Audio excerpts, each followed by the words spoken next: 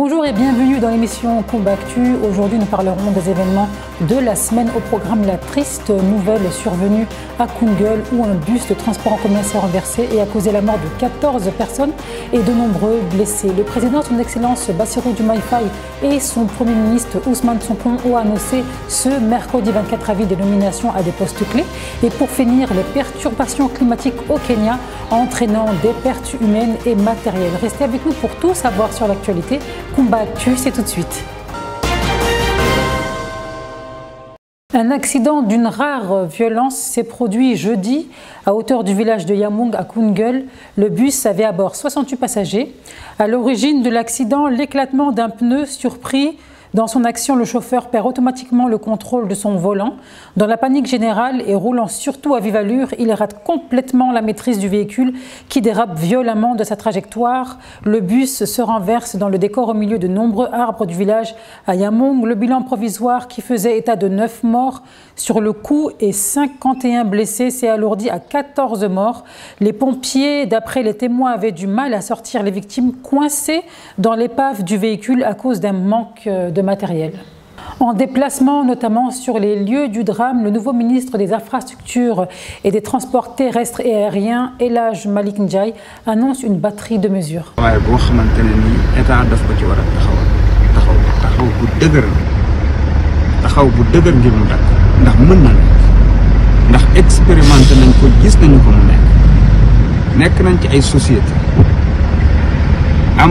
Services de transport ci ay solution yu dëgër këj na moo xam permis à point bi moo xam lépp lu jëm ci wàllu visite technique moo xam lépp lu jëm ci wàllu renouvellement parc automobile dinañ ci waxtaan dinañ ci def liggéey bi ci war incha allahu rabbi ndax nag mënatuñoo continuer di compter ay bakkan yu rot ci ay accident chaque jour boo tëddee booy liggéey foo mën di nekk antis boobu ngay am di xalaat ndax duñ la woo ndax accident ngi fële ak yu loolu incha allah rabbi dinañ ci bay suñu waar suñu jógee fii dinañu dem seet ñi nga xamante ne ni dañ ci jëlee ay gaañu moo xam ci Koungheul moo xam ci Kaffrine incha allah. bi ñu gis sànq xam nañ ne pneu bi toj na waaye xam nañ ne tamit yàpp na lu ëpp la mu waroon a yàpp rawatina rek ci ay bagages ndax buñ ne la fa génn ci ay bagages 8 oto ñoo ko yóbbu kon xam ngeen ne ñu ngi surchargé na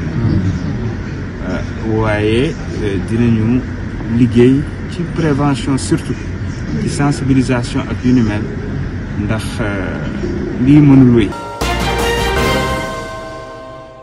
Le président de la République, son Excellence Bassirou Diomaye Faye, a présenté ses condoléances aux familles des victimes sur son compte X. Je cite, « J'apprends avec une grande tristesse le terrible accident de la route survenu entre Yamung et Mbadianen sur la route nationale 1, non loin de Koungheul. Je présente mes sincères condoléances aux familles des victimes ainsi qu'à leurs proches. Je souhaite un bon rétablissement aux blessés », a-t-il annoncé. Le président de la République, son Excellence Bassirou Diomaye Faye, a procédé à des nominations ce mercredi 24 avril, des nominations à des postes clés, à la gendarmerie, à la télévision publique ou encore au port autonome de Dakar. On pouvait dire que le président de la République et son Premier ministre Ousmane Sonko placent leurs hommes de confiance. Le général Moussa Fall, chef de la gendarmerie nationale, un poste clé, remercié pour ses services et dénoncé par l'actuel Premier ministre Ousmane Sonko d'être l'artisan de la répression violente des manifestations de l'opposition depuis sa nomination en 2021. Il est donc évidemment remplacé par le général Martin Faye avec un profil plus neutre, plus juste, plus fiable, jusque-là numéro 2 de la gendarmerie nationale. Autre nomination très symbolique, celle du journaliste Pape Alé Niang, proche d'Ousmane Sonko, à la tête de la radio-télévision sénégalaise, la RTS, connue pour son opposition au régime de Macky Sall, ce qui lui avait valu 2 séjours en prison. Enfin, Walid Diouf Bodian, autre proche qui a séjourné en prison. Cet inspecteur des impôts et domaines est nommé directeur du port autonome de Dakar. En tout, ce sont 18 nominations qui ont eu lieu et presque tous ceux qui ont été choisis faisaient partie de la mouvance du président Bassirou Diomaye Faye. Que pensent les Sénégalais de toutes ces nouvelles nominations? C'est les échos urbains de Matar Diarra.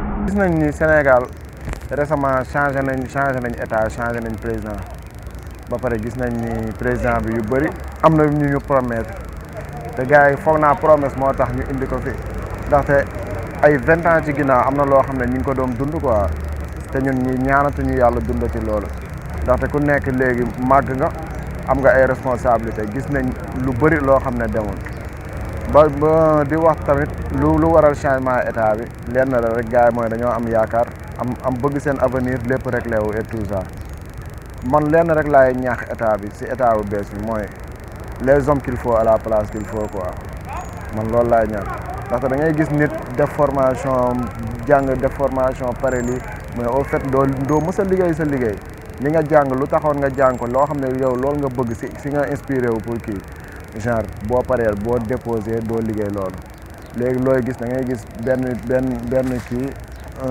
benn place dañ koy jox kenn koo xam ne yelloo ko te loolu bu yàggee mooy indi lii rek mooy indi lan liggéey boo xam ne du jaar yoon daal ndaxte man leen laa gis mooy nit da nga koy teg à la place qu'il faut. te ñun ñi ndaw yi ñi nga xam ne ñun ñi fal nañ am nañ yaakaar bu baax a baax ci ñoom leen daal li ñu diggoon daal te waxoon ñu ko mooy lépp loo xam ne carrément ci wàllu liggéey la ak ki koy diriger nañ ko jox ñi ko yelloo ñi nga xam ne carrément ne métiers yi nga xam ne dañ leen ko war a jox te yelloo ñu ko buñ leen ko jox l'homme qu'il faut à la place qu'il faut waaw loolu daal bu ñu ko defee daal suñu Sénégal daal dina am sens te ñu wàññi dund bu baax a baax waaw loolu moom bu ñu ko defee moom wax dëgg fa yàlla moom bu leen neex sax ñu toog ci 50 ans moom.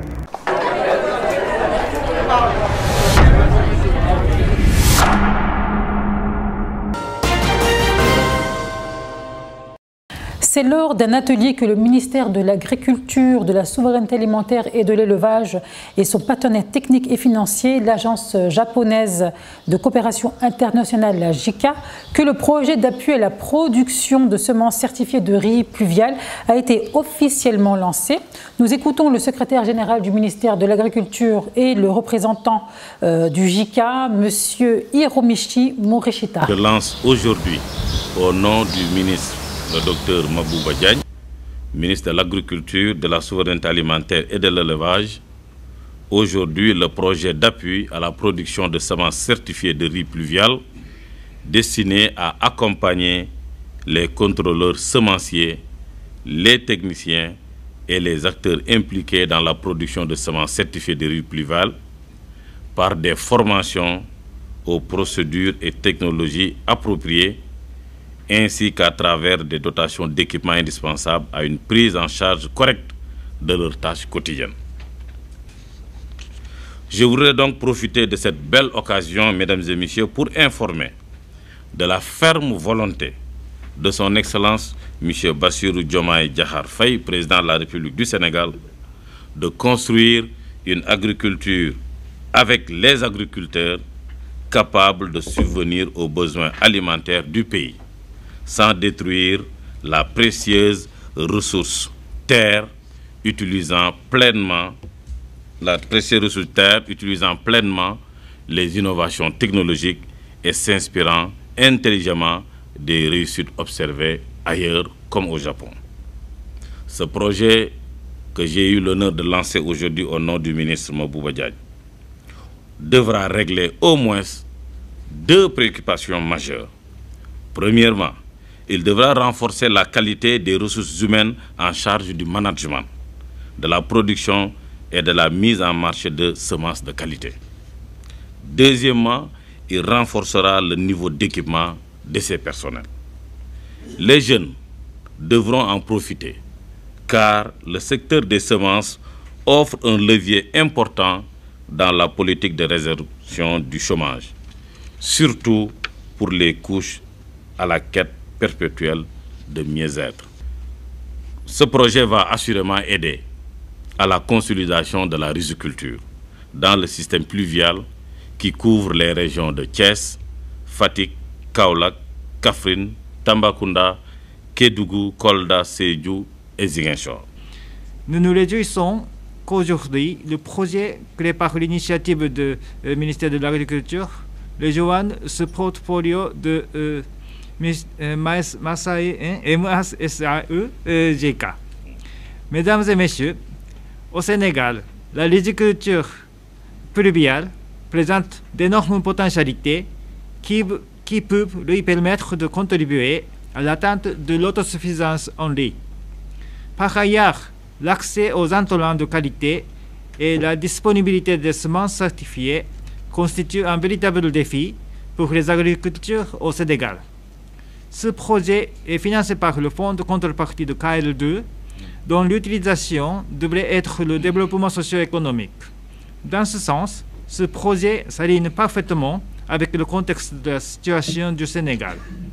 Nous suggérons le gouvernement sénégalais à gérer de manière efficace ce budget afin d'en tirer le maximum de profit, surtout à travers la collaboration avec le projet LPR-SOC. Mesdames et messieurs, pour conclure, permettez-moi de vous réitérer l'engagement de la JICA à accompagner le gouvernement du Sénégal et d'adresser mes chaleureux remerciements aux autorités sénégalaises, au ministère de l'Agriculture et à la direction surtout à la direction de l'agriculture. D'après le Comité régional de développement, la CRD, la région de Thiès a un besoin de 200 000 moutons. Écoutons-les.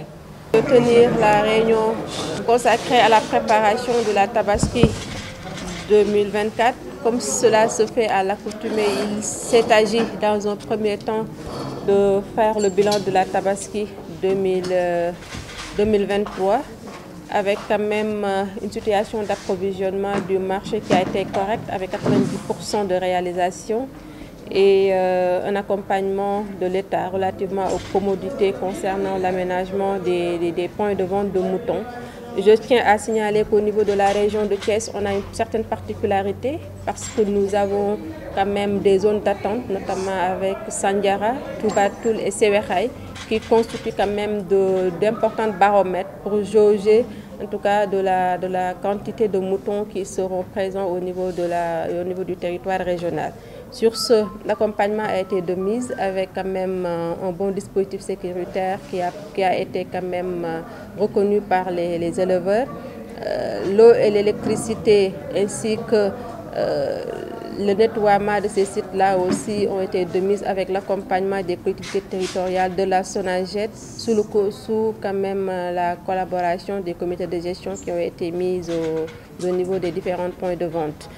Et après cela, on a eu à présenter le plan d'action qui est une synthèse des directives que nous avons reçues du niveau central pour permettre aux acteurs de savoir l'ensemble des opérations que nous comptons dérouler dans le cadre de l'accompagnement de l'État pour une bonne opération de la Tabaski. Globalement, au niveau de la région de Thiès, l'objectif que nous avons en termes de nombre de têtes est de 200 000 moutons et nous quand même ferons en sorte que l'État soit aux côtés des éleveurs pour que l'accompagnement traditionnel aussi soit disponible aux côtés de ces éleveurs-là. Et les sites que nous aurons identifiés et qui seront considérés comme les sites officiels de points de vente de moutons qui auront fait l'objet d'arrêtés des maires pourront quand même avoir ces commodités-là, notamment la disponibilité de l'eau, de l'électricité et de l'aliment bétail. En sus, des opérations de nettoiement continu qui, comme je l'ai dit tout à l'heure, quand même est du premier ressort des membres du comité de gestion de ces points de vente-là. Et les collectivités territoriales ainsi que la SONAGED viendront en appui pour que vraiment notre cadre de vie ne soit pas altéré au lendemain de la Tabaski. Le Kenya a subi de fortes pluies qui ont perturbé les activités dans tout le pays, entraînant la destruction des biens et la mort de 44 personnes jusqu'à présent, a déclaré la Société de la Croix-Rouge du Kenya, KRCS. Selon la KRCS, les pluies diluviennes ont affecté la vie d'environ 60 000 personnes dans les bidonvilles de Matar, à Nairobi, la capitale du pays. Les habitants, pour la plupart des personnes à faible revenu, se sont retrouvés bloqués dans leur maison en raison de graves inondations survenues mercredi à la suite d'une tempête de pluie nocturne. En raison du déluge, les opérations ferroviaires intérieures du Kenya ont été suspendues et les autoroutes ont été temporairement fermées dans certaines régions. Le département météorologique du Kenya a prédit que les précipitations persisteraient dans plusieurs régions du pays et que de fortes pluies diluviennes se produiraient. Le Kenya a déclaré jeudi qu'il avait renforcé les mesures d'urgence pour répondre aux inondations dans diverses parties du pays causées par les fortes pluies actuelles. C'est ainsi que se termine cette édition. Merci d'avoir suivi Kumba-Actu. Quant à nous, on se retrouve bientôt. N'oubliez pas de vous abonner à la chaîne Time for Africa et restez connectés.